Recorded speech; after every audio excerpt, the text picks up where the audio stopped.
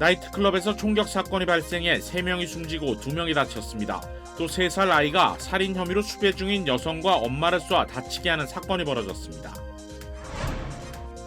고급 승용차를 타고 LA 한인타운을 돌며 주차장에 있는 차량들을 노리던 절도범들이 음식점 감시 카메라에 찍혀 결국 체포됐습니다. 시카고 도심 한복판에 자리한 우체국에 20명에 달하는 떼강도가 침입해 물품을 훔쳐 달아났습니다. 생물학적으로는 남성이지만 자신의 성 정체성을 여성으로 규정한 트랜스젠더가 여성 탈의실 사용을 막은 요가 학원을 상대로 거액의 소송을 제기했습니다. 코로나 팬데믹이 끝났지만 여전히 회사로 출근하지 않는 직원들이 절반에 달하는 것으로 나타나고 있습니다.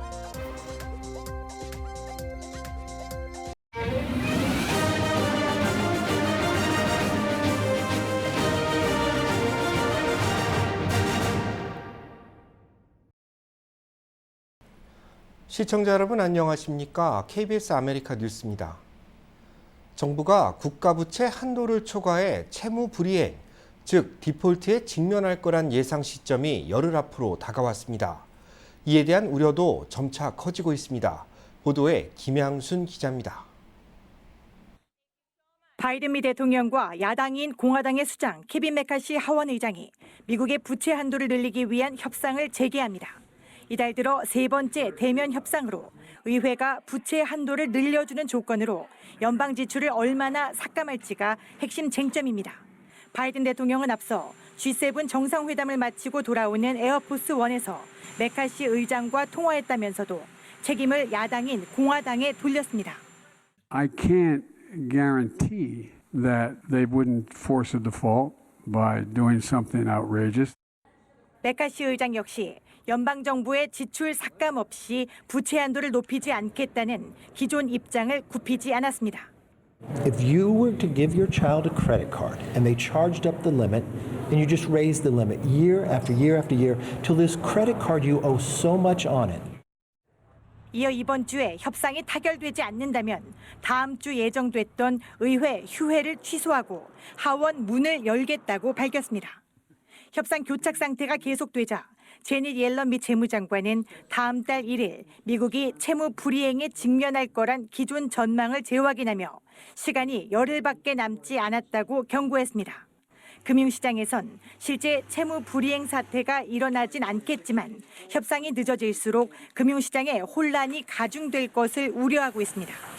What I would like is for this agreement to be made because then it avoids a repeat of 2011 in which the S&P fell 19.5%. 협상은 재개됐지만 양측 모두 벼랑 끝 대치를 이어가며 돌파구는 쉽게 마련되지 않고 있습니다. 미 재무부는 부채 한도 협상이 타결되더라도 하원과 상원을 통과하기까지 시간이 걸리는 만큼 이번 주 안에는 합의가 이루어져야 한다고 경고하고 있습니다.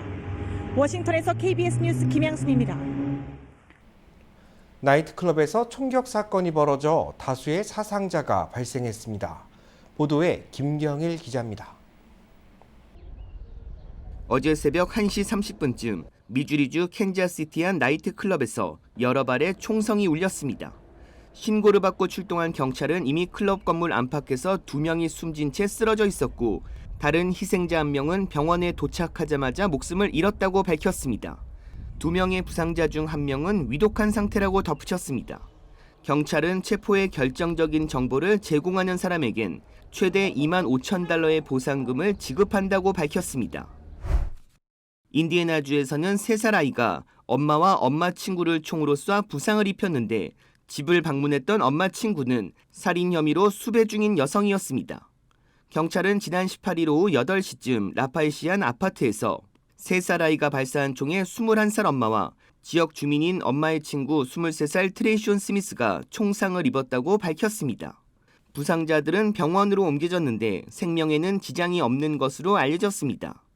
병원에 입원한 2 여성 중 아이 엄마의 친구인 스미스는 곧바로 경찰에 체포됐습니다.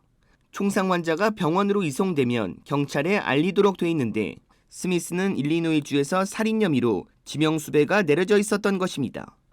인디애나 아동복지국은 아이가 총에 어떻게 접근했는지 조사 중입니다. KBS 뉴스 김경일입니다.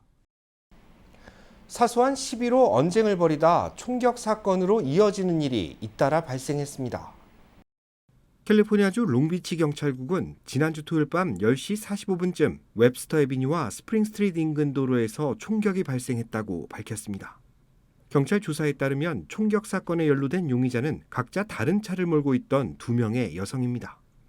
이 여성들은 운전 중 시비가 붙자 도로에서 언쟁을 벌인 뒤 각자 총을 꺼내들어 서로에게 총격을 가했습니다. 이 중 한 명의 여성은 상체에 총상을 입고 병원으로 후송됐습니다.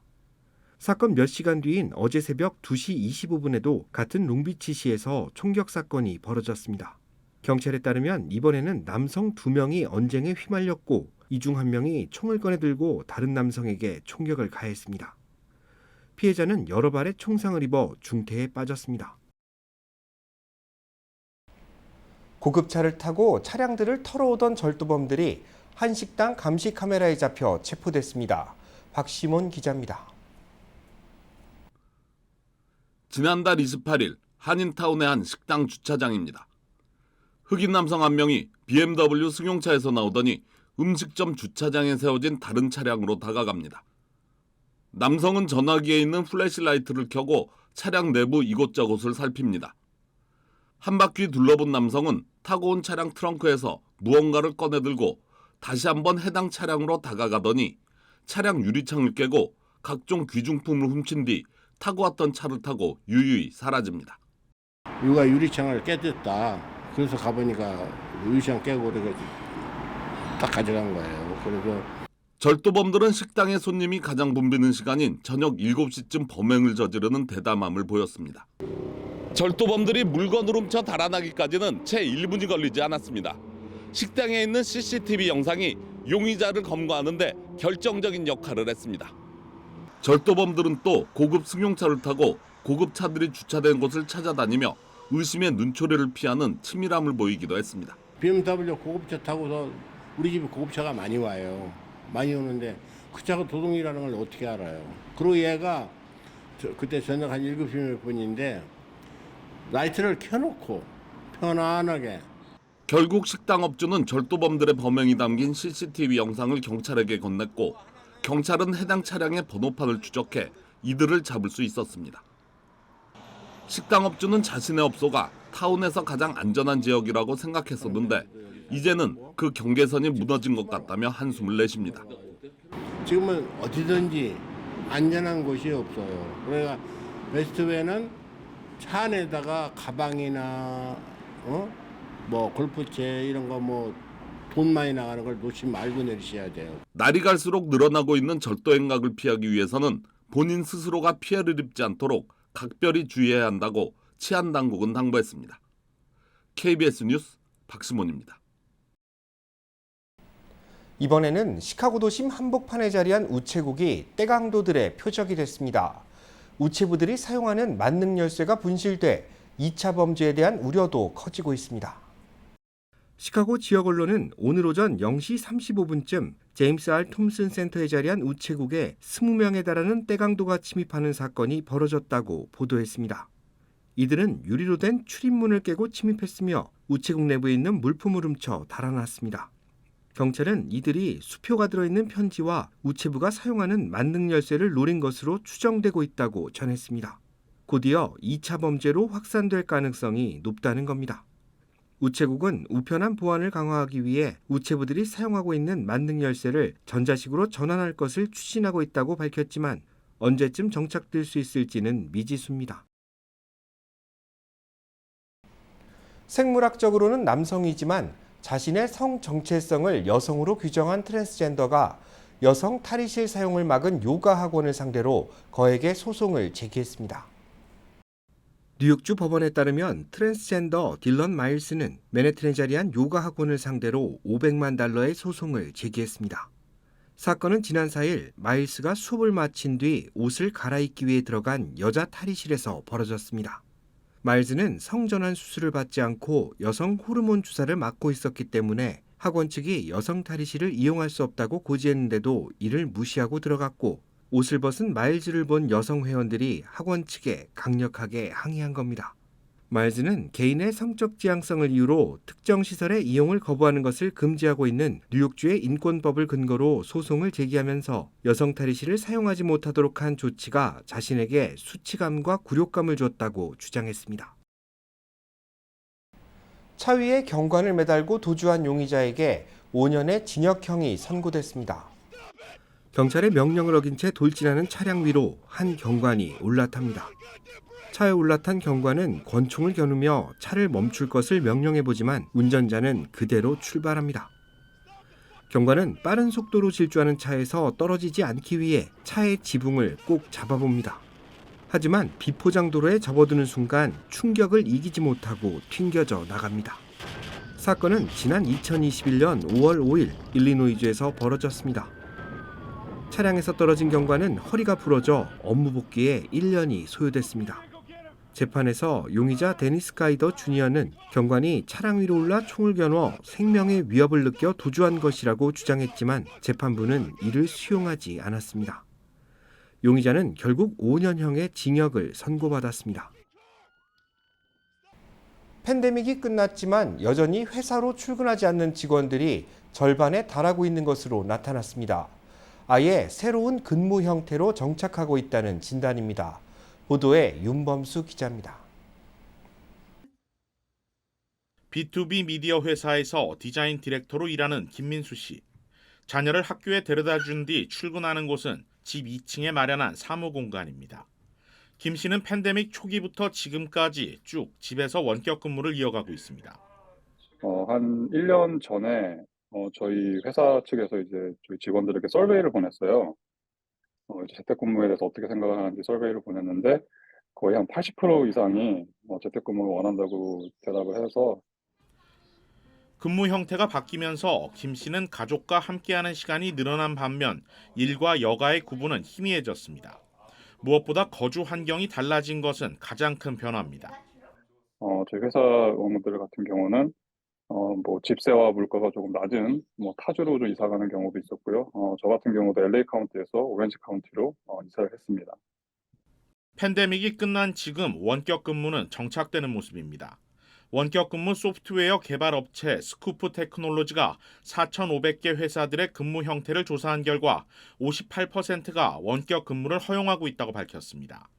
반면 출근을 의무화한 기업은 전체 42%로 3개월 전보다 7%포인트가 줄었습니다. 회사 입장에서도 상주하는 직원들이 줄면서 건물 유지 비용을 크게 절감할 수 있습니다. 그러다 보니 아예 임대료가 비싼 도심 지역을 벗어나 외곽으로 이전하는 사례도 늘고 있습니다. 빠져나오고 있어요.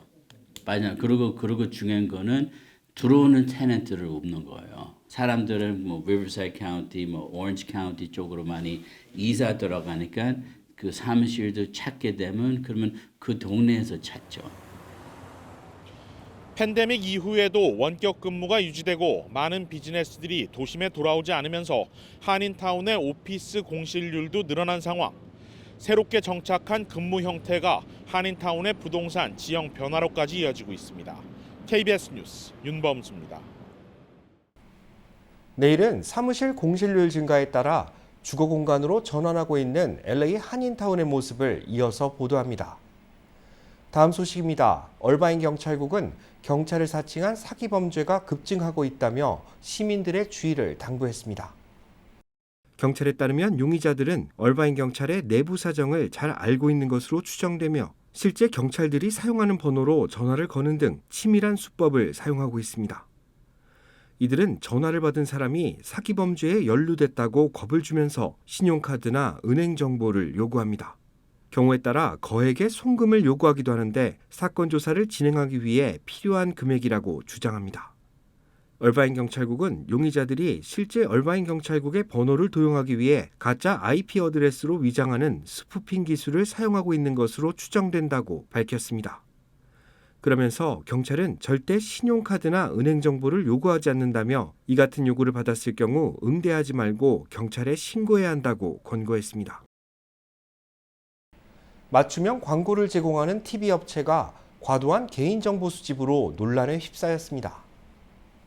스타트업 TV 제조사 텔리가 공급하는 스마트 TV는 상단에 일반 화면, 중간에 사운드바, 하단에 각종 정보를 전달하는 또 하나의 화면을 가지고 있습니다. 최근 사용자에게 맞춤형 광고를 노출하는 대가로 55인치 상당의 4K TV 50만 대를 무료로 제공한다고 밝히자 신청자가 상당수 몰리고 있습니다. 텔리는 사용자가 사전에 제출한 개인정보를 바탕으로 맞춤형 광고를 보여주고 수익을 창출하는데 이 과정에서 너무 많은 개인정보가 텔리 측으로 넘어가고 있는 부분이 문제가 되고 있습니다. 전문가들은 텔리가 사용자의 연락처, 자동차, 정치 성향 등 모든 정보를 파악하고 있다면서 개인정보가 과도하게 유출될 우려가 있다고 지적하고 있습니다. 이에 텔리는 모든 정보의 익명성이 보장되며 개인정보 공유를 원치 않을 경우 TV를 반품하면 된다고 반박하고 있습니다. 뉴욕시가 합동 기자회견을 열고 망명 신청자들의 노동허가서 발급 절차를 간소화해 줄 것을 촉구했습니다. KBTV 김은지 기자입니다. 오늘 아침 에릭 애덤스 뉴욕시장과 캐시 호컬 뉴욕 주지사가 브루클린에 위치한 인더스트리시티에서 공동으로 브리핑을 개최하고 연방정부가 하루빨리 망명 신청자들에 대한 노동허가를 신속히 처리해 줄 것을 촉구했습니다. 현재 뉴욕시에 도착한 망명 신청자 가운데 약 7만 명 이상이 구직을 원하고 있는 상황입니다. 뉴욕시는 지난 한 주에만 5,800명의 망명 신청자가 도착했다며 이들은 일할 준비가 되어 있고 일하길 원하지만 일할 수 없는 형편이라고 지적했습니다. 호컬 주지사는 노동허가 절차가 망명 신청자가 망명을 신청한 날짜부터 약 180일 가까이 걸리고 있는 실정이라며 해당 절차를 간소화해 신속히 이들을 노동시장에 참여토록 해야 한다고 강조했습니다. 애덤스 시장 역시 망명 신청자들은 아메리칸 드림을 꿈꾸며 목숨을 걸고 이곳에 도착하지만 그들의 꿈이 악몽이 되도록 내버려둬선 안 된다고 말했습니다. 뉴욕시는 현재 4만 1,000명 이상의 망명 신청자를 보호하고 있으며 수용 공간 부족난으로 인해 150개 이상의 호텔을 빌려 이민자 쉘터로 사용 중입니다. KBTV 뉴스 김은지입니다. 국내에서 약물 남용이 가장 심각한 지역은 뉴멕시코주로 나타났습니다. 온라인 사이트 월렛허브가 약물 관련 체포 건수와 과다 복용 비율, 마약 단속 관련 근무자 숫자 등 20가지 기준에 따라 매긴 순위를 보면 뉴멕시코주는 종합 점수 71.26점으로 약물 사용과 중독이 가장 심한 지역 1위를 기록했습니다. 66.67점을 기록한 웨스트버지니아는 2위, 62.60점을 기록한 워싱턴 DC는 3위에 올랐습니다. 한인들이 많이 거주하는 캘리포니아주는 40.44점으로 39위, 텍사스주는 39.83점으로 40위를 기록했습니다. 반면 약물 중독이 가장 심하지 않은 곳은 22.80점을 기록한 하와이주로 나타났습니다. 메타가 유럽에서 과징금 폭탄을 받았습니다. 이번 과징금은 유럽연합 내에서 개인정보 보호법 위반으로 부과된 것 중 역대 최고액입니다. 보도에 황동진 기자입니다. 페이스북의 모회사 메타는 10년 넘게 유럽에서 SNS 서비스를 제공해 왔습니다. 이런 메타가 유럽 시장에서 암초를 만났습니다. 아일랜드 데이터보호위원회가 개인정보 보호법 위반을 이유로 메타에게 12억 유로, 우리 돈 1조 7,100억 원의 과징금을 부과했습니다. 그리고 앞으로 6개월 이내에 이용자 데이터를 미국으로 전송하는 것을 중단하고 관련 데이터도 삭제하라고 명령했습니다. If Meta has to delete data about 500 million people or something up to that point for 10 years, it is very hard to see how it will be able to comply with that order. 이번 결정은 미국 국가안보국 직원이던 에드워드 스노든이 미국 정부의 온라인 사찰 의혹을 제기한 데 따른 후폭풍입니다. 스노든의 폭로 후 오스트리아의 개인정보 보호 활동가 막스 슈렘스가 페이스북과 같은 IT 기업들이 개인정보를 제대로 보호하고 있지 않다며 2013년 소송을 제기했습니다. 그리고 3년 전 유럽사법재판소가 미국과 EU가 맺은 데이터 전송 합의가 무효라고 판결하면서 이번에 메타에 제재를 가한 겁니다. 메타는 성명을 내고 과징금에 항소할 것이며 법원을 통해 집행정지를 신청하겠다고 밝혔습니다. 한편 이번 결정은 메타의 페이스북에만 적용되지만 유럽인들의 데이터를 이용하는 수천 개 다른 미국 기업에도 영향을 미칠 것으로 보입니다. KBS 뉴스 황동진입니다. 앞으로 뉴욕시의 식당과 식료품점들은 음식물 쓰레기를 버릴 때 뚜껑이 있는 컨테이너에 넣어버려야 합니다. KBTV 전상희 기자입니다.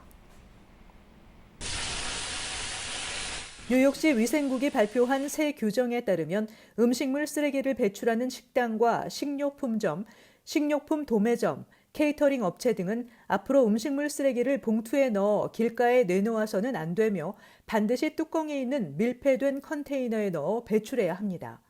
시 위생국은 다음 달 22일 관련 공청회를 열고 여론을 수렴한 뒤 빠르면 7월부터 새 규정을 시행한다는 계획입니다. 뉴욕시가 이와 같은 규칙을 발표한 이유는 급증한 쥐 때문입니다. 팬데믹을 겪으며 쥐 개체수가 급증했고 길가에 쌓인 쓰레기 봉투 때문에 쥐는 더 늘고 있는 데다 악취도 심해졌습니다. 올해 초부터 쥐와의 전쟁을 선포한 뉴욕시는 길가에 쓰레기를 배출할 수 있는 시간도 조정하고 쓰레기 수거 박스 파일럿 프로그램도 시행하고 있습니다. 새 규정이 시행되면 시내 약 2만 3천 개의 식당, 13,000개의 보데가 및 델리, 10,000개의 슈퍼마켓 등이 즉각적으로 영향을 받게 돼 자체적으로 규정에 맞는 컨테이너를 준비해야 합니다. 한편 이 같은 새 규칙 제안에 대해 관련 업계는 반대하고 있습니다.